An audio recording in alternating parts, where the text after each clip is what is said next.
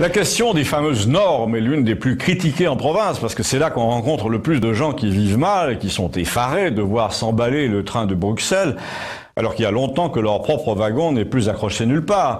Entendons-nous, nous n'avons rien, ni vous ni moi, j'imagine, contre le fait de vouloir protéger mieux sa maison contre le froid ou contre les incendies. Nous ne sommes pas contre ce qu'on impose aux gens pour leur bien, à condition que ce ne soit pas avec leur argent jusqu'à les appauvrir. Ça signifie que si c'est avec leur argent qu'on leur impose des trucs, il faut que les mesures en question s'appliquent à des gens qui en ont de l'argent, qui ont les moyens de suivre. Or, c'est plus le cas. La politique consiste à marcher au même rythme que les gens. Elle ne consiste pas à aller toujours plus vite en disant vous n'avez qu'à suivre.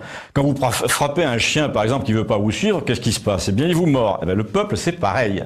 Il me semble avoir illustré que pour les assurances auto ou le contrôle technique, une grande partie de nos contemporains n'a plus les moyens de suivre. Alors, il faut qu'on arrête de leur imposer des règles faites pour une Europe de nouveaux riches, puisqu'ils sont en train de devenir des nouveaux pauvres. Dans le domaine de la construction artisanale, par exemple, celle qu'on fait soi-même ou celle qu'on fait faire par un ami ou un artisan de proximité, une construction qui concerne donc par définition les gens qui n'ont pas beaucoup de moyens, eh bien les exigences en matière d'isolation ont pratiquement doublé la note, voire triplé pour des cumulus par exemple thermodynamiques ou les fenêtres isolées. En plus, il faut faire appel à un cabinet d'études pour le thermique, 800 € la visite, qui s'assure que vous respectez les règles. Vous pensez bien, il devait soupçonner qu'elles étaient scandaleuses, en tout cas lourdes leurs règles, parce qu'ils sont obligés maintenant de prendre une garantie juridiquement pour que vous les appliquiez. Dans tous les domaines, isolation des sols, des fenêtres, contrôle, plomb amiante, les exigences sont devenues tellement folles que c'est de la folie. Donc c'est simple, les gens modestes ne construisent plus ou alors ils trichent.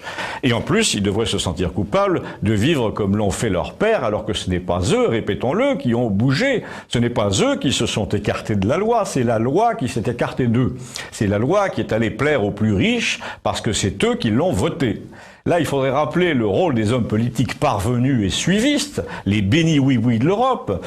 En plus, ils sont toujours d'accord avec la machine américaine. Vous avez vu combien ils appelaient et sur quel ton ils appelaient à voter Hillary, avec l'absence de retenue. Ce sont des gens qui, pendant 20 ans, sont allés à dire à Bruxelles tous les 15 jours « Vous en faites pas, je vais leur imposer ça, puis ça passera comme le reste. » Ben, ça passe pas. Il y en a 2, par exemple, récemment, qui ne sont pas passés. Puis j'en vois 2 autres, là, devant, qui ne passeront pas non plus. Les peuples européens commencent à se dire, finalement, il nous reste une dernière chance de nous affranchir de ce que nous imposent ceux qui gagnent 15 000 € par mois, et c'est maintenant. Des règles qui ne concernent pas que les normes de construction, mais tous les aspects de notre vie. Immigration, retraite. Pour une fois, les gens commencent à se dire qu'ils ne veulent plus être traités en paria dans leur propre pays, surtout quand ils posent une fenêtre. Je ne sais pas ce que vous en pensez, mais vous pouvez toujours me l'écrire. Merci.